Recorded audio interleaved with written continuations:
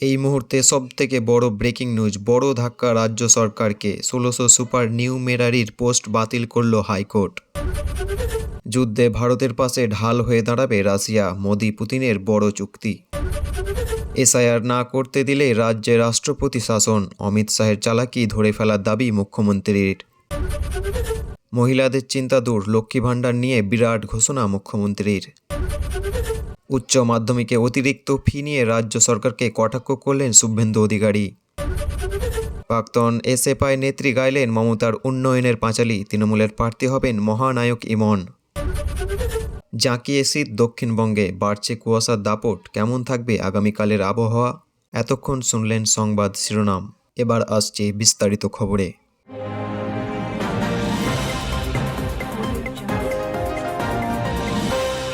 সামনেই যেহেতু পশ্চিমবঙ্গের ২৬-এর বিধানসভা নির্বাচন, তাই এখন থেকে বেশ জোর কদমে ময়দানে নেমে পড়েছে সকল রাজনৈতিক দল। একদিকে ডিসেম্বর পড়তে না পড়তেই বিভিন্ন জায়গায় জনসেবা করতে নেমে পড়েছেন মুখ্যমন্ত্রী মমতা বন্দ্যোপাধ্যায়। গতকাল মালদায় জনসভার পর একের পর অর্থাৎ বৃহস্পতিবার মুর্শিদাবাদে জনসভা করেন তৃণমূল নেত্রী মমতা বন্দ্যোপাধ্যায়। আর সেই সভা থেকে এসআইআর নিয়ে একাধিক তোপ দাগলেন তৃণমূল নেত্রী। কেন্দ্রের বিরুদ্ধে একাধিক অভিযোগের মাধ্যমেও একাধিক গুরুত্বপূর্ণ বার্তা দিলেন মমতা। রিপোর্ট অনুযায়ী আজ অর্থাৎ বৃহস্পতিবার এসআইআর বা ভোটার তালিকার বিশেষ নিবিড় সংশোধন কর্মসূচি প্রসঙ্গে কেন্দ্রের বিরুদ্ধে ফের সুর চড়ালেন মুখ্যমন্ত্রী মমতা বন্দ্যোপাধ্যায়। জনসভায় একদিন মুখ্যমন্ত্রী ভাষণ দেওয়ার সময় বলেন, এসআইআর না করতে দিলে রাষ্ট্রপতি শাসন জারি করা হতো। আমরা অমিত শাহের সেই চালাকি ধরে ফেলেছি। আমরা অত বোকা নয় বাবুমশাই। গদি ভাই, আমরা করব, আমরা লড়ব, আমরা জিতে দেখাবো। আমাদের ভাতে মারা যাবে না, সম্পত্তি কেড়ে নেওয়া যাবে না। এসআইআর নিয়ে ভয় পাবেন না, শুধু নিজেদের নথিগুলো জমা দিন। বিগত কয়েকদিন মুর্শিদাবাদে হিংসাত্মক পরিস্থিতি ঘটতে দেখা গিয়েছিল, যা নিয়ে বিরোধীদের একাংশ নানা মন্তব্য করেছিলেন। এবার সেই প্রসঙ্গ তুলে মমতা বন্দ্যোপাধ্যায় জনসভায় বললেন, মাঝে ধুলিয়ানে একটা ঘটনা ঘটেছিল, আমি নিজে এসেছিলাম। জঙ্গিপুরে একটা ঘটনা ঘটে যাচ্ছিল, কিন্তু আমি সংখ্যালঘু ভাইদের ফোন করেছিলাম। আমরা বারবার সাম্প্রদায়িক সম্পত্তি রক্ষা করতে চাই, এটা আমাদের সংবিধান শিখিয়েছে। মানুষে মানুষে ভেদাভেদ যাতে না হয় সেই দিকে আমরা দেখব। এর পরের দিনই ওয়াকফ প্রসঙ্গে সরবরাহ হন।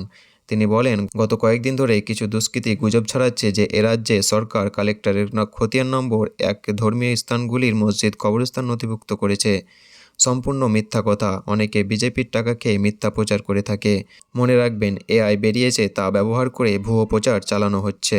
নির্বাচনের মুখে রাজ্য যেখানে হিন্দু এবং মুসলিমদের মধ্যে জোর তরজা শুরু হয়েছে, সেখানে দাঁড়িয়ে আজ মুখ্যমন্ত্রী মমতা বন্দ্যোপাধ্যায় বহরমপুরের জনসভায় সম্প্রতি বার্তা দিলেন। তিনি বললেন, প্রতি বছর ৬ ডিসেম্বর সম্প্রতি দিবস পালিত হয়। সব ধর্মের মানুষ সেখানে অংশগ্রহণ করেন। সংখ্যাগুরুরা সংখ্যালঘুদের রক্ষা করবেন, এটাই তো নিয়ম। বাংলা সব ধর্মকে সম্মান করে, কিন্তু সাম্প্রদায়িক শক্তিকে মানবেন না। আরও একবার ভারত সফরে এলেন রাশিয়ার প্রেসিডেন্ট পুতিন। বৃহস্পতিবার নয়াদিল্লিতে সোনাঘাঁটির পলাম বিমানবন্দরে নামতেই প্রিয় বন্ধু পুতিনকে কর্মদমন ও আলিঙ্গন করে উষ্ণ অভ্যর্থনা জানিয়ে হাজির হন প্রধানমন্ত্রী। যদিও এক প্রকার ছক ভেঙে বিমানবন্দরে সাক্ষাৎ করেন মোদি। শুধু তাই নয়, নজর কাড়ল প্রেসিডেন্ট পুতিনকে দেওয়া নরেন্দ্র মোদির উপহার। জানা গিয়েছে, এই সাক্ষাৎকারে স্মরণীয় করার জন্য রুশ প্রেসিডেন্টের হাতে তুলে দেন তিনি একটি ভগবদ্গীতা। রিপোর্ট মোতাবেক গতকাল অর্থাৎ বৃহস্পতিবার সন্ধ্যায় ভারতের মাটিতে পা রাখেন রুশ প্রেসিডেন্ট পুতিন। প্রায় ৪ বছর পর ফের ভারত সফরে এসেছেন তিনি। জানা গিয়েছে, আজ তিনি নয়াদিল্লিতেই থাকবেন। প্রতিরক্ষা, বাণিজ্য, বিজ্ঞান ও প্রযুক্তি, সংস্কৃতি ও মানবিকের বিষয়ে দুই দেশের মধ্যে ভবিষ্যতে সম্পর্ক পোক্ত করতে হবে, এই বিষয়ে সফর করবেন রুশ প্রেসিডেন্ট। এদিকে বন্ধুর সঙ্গে সাক্ষাতের জন্য রীতিমতো প্রোটোকল ভেঙে এয়ারপোর্টে গিয়ে তাকে স্বাগত জানান খোদ প্রধানমন্ত্রী নরেন্দ্র মোদি। শুধু তাই নয়, পরে বন্ধুকে এক বিশেষ উপহারও দিলেন। উল্লেখ্য, গত বছর জুলাইয়ে মস্কোয় সফরে গিয়েছিলেন প্রধানমন্ত্রী। সেখানে তাকে নৈশভোজের আমন্ত্রণ জানিয়েছিল প্রেসিডেন্ট পুতিন। সেই আমন্ত্রণে মোদির যোগদানের ৪ বছর পর এবার ভারতে পা রাখলেন পুতিন। ২০১১ সালে মমতা বন্দ্যোপাধ্যায় সরকার গঠনের পরে রাজ্যে প্রায় সকল স্তরের মানুষের জন্যই নানা উদ্যোগ নিয়ে চলেছেন। গত মঙ্গলবার অর্থাৎ ২ ডিসেম্বর রাজ্যে নতুন তৃণমূল কংগ্রেসের আমলে রাজ্যে ১৫ বছরের উন্নয়নের খতিয়ান তুলে ধরল মুখ্যমন্ত্রী মমতা বন্দ্যোপাধ্যায়। পথশ্রী থেকে কন্যাশ্রী, লক্ষ্মী ভাণ্ডার নিয়ে নানাবিধ উন্নয়নের যজ্ঞে সরকার কিভাবে এগিয়ে চলেছে তা খতিয়ানে তুলে ধরা হয়েছিল। এই উন্নয়নের পাঁচালীতে এবার মালদায় লক্ষ্মী ভাণ্ডার নিয়ে বিরাট ঘোষণা করলেন মুখ্যমন্ত্রী মমতা বন্দ্যোপাধ্যায়। সামনে বছরে রাজ্যে ২৬-এর বিধানসভা নির্বাচন, তাই এখন থেকে জনসাধারণের আগ্রহ বাড়াতে বিভিন্ন জায়গায় জনসভা শুরু করেছেন মুখ্যমন্ত্রী মমতা। রিপোর্ট মোতাবেক গতকাল অর্থাৎ বুধবার মালদার গাজলের বাংলা ভোটারদের অধিকার রক্ষার্থে সভা করেন মুখ্যমন্ত্রী মমতা বন্দ্যোপাধ্যায়। সেই সভা থেকে এবার বাংলার মহিলাদের উদ্দেশ্যে লক্ষ্মী ভাণ্ডার নিয়ে বড় পদক্ষেপ নিলেন মমতা। তিনি বললেন, বাংলায় প্রায় 2,21,00,000 মা বোনেদের লক্ষ্মী ভাণ্ডার নিয়ে প্রকল্পের সুবিধা পান। বিগত 5 বছরে মে মাস পর্যন্ত একজন মহিলারা 60,000 টাকা পেয়েছেন। পাশাপাশি তপশিলি জাতি মহিলারা বিগত 5 বছরে মে মাস পর্যন্ত 70,000 টাকা করে পেয়েছেন। তিনি আরও বলেন, অন্যান্য রাজ্য ভোট প্রচারের সময় এমন সুযোগ সুবিধা দেওয়া হয়, অর্থাৎ ভোট পাওয়ার লোভে জনসাধারণকে সাহায্য করা হয়। কিন্তু আমরা নির্বাচন নিয়ে রাজনীতি করি না, তাই আমরা আজীবন লক্ষ্মী ভাণ্ডার মানুষকে দেব। এমনকি পরে বিধবা ভাতা, বার্ধক্য ভাতা, লক্ষ্মী ভাণ্ডারের জন্য অনেক রকম দরখাস্তের প্রয়োজন হবে না। যতদিন আপনি বেঁচে থাকবেন লক্ষ্মী ভাণ্ডার পাবেন। এছাড়াও একদিন সভা থেকে নির্বাচন কমিশনকেও আক্রমণ করেন মমতা। তিনি জানান, তাড়াহুড়ো করে এসআইআর চালু করা হয়েছে। এমনকি কেন্দ্রীয় স্বরাষ্ট্রমন্ত্রী অমিত শাহের বিরুদ্ধে চক্রান্তের অভিযোগ তোলেন তিনি। পাশাপাশি অকাপ আইন নিয়েও সকল অভয় দিকে মমতা জানান, কারো সম্পত্তিতে হাত দিতে দেওয়া হবে না। ডিসেম্বর মাস পড়তে না পড়তেই ফের রাজ্য জুড়ে শীতের আমেজ দেখা দিয়েছে। কয়েকদিন আগে আবহাওয়ার খামখেয়ালিপনার কারণে শীত একদমই ছিল না বললেই চলে, যার ফলে শীতপ্রেমীদের মনে প্রশ্ন ছিল কবে পাকাপাকিভাবে শীত পড়বে। আর এবার অবশেষে ফের পুরনো শীতের আমেজ ফিরে স্বস্তি রাজ্যবাসী।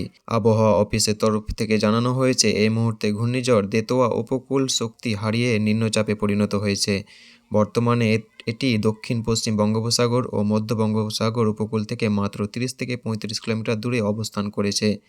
আবহাওয়াবিদদের অনুমান, নিম্নচাপটি আরও দুর্বল হয়ে উত্তরমুখী হবে এবং তামিলনাড়ু, অন্ধ্র উপকূলের কাছাকাছি সরে যাবে।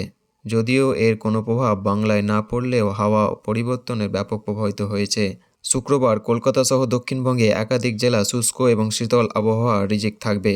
সকালে এবং রাতের দিকে থাকবে কুয়াশার দাপট। তীব্র বেলা বাড়তে ঝলমলে রোদ দেখা মিলবে। জানা গিয়েছে, 7 দিন রাজ্য জুড়ে থাকবে শুষ্ক আবহাওয়া। তার সঙ্গে ধীরে ধীরে নামবে তাপমাত্রা। কলকাতা সহ পার্শ্ববর্তী জেলাগুলিতে দিনে রাতে তাপমাত্রা 2 থেকে 3 ডিগ্রি সেলসিয়াস পর্যন্ত নেমে যেতে পারে। অন্যদিকে পশ্চিমবঙ্গের জেলাগুলিতে একই অবস্থা দেখা যাবে। সব মিলিয়ে পাহাড়ি এলাকায় ঠান্ডা ধীরে ধীরে বাড়লেও বড় কোনো পরিবর্তনের সম্ভাবনা নেই। এতক্ষণ শুনলেন বিস্তারিত সংবাদ। আজকের মতো খবর এখানেই শেষ হলো। ভিডিওটি ভালো লাগলে লাইক করে সাবস্ক্রাইব করে দেবেন। ধন্যবাদ।